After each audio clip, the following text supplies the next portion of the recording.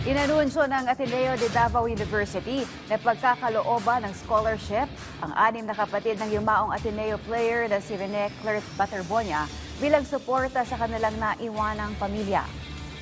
Ipinahayag ni Ateneo de Davao University President Father Karel San Juan, SJ, ang anunsyo matapos ang banal na misa na ginanap sa Christ the King Chapel ng ADDU Senior High School, Bangkal Campus.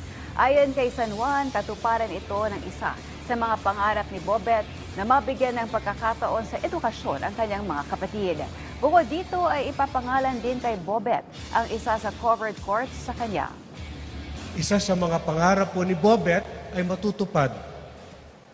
Yung pangarap na nagdala po sa kanya sa Maynila at iwan ang kanyang pamilya rito sa Davao.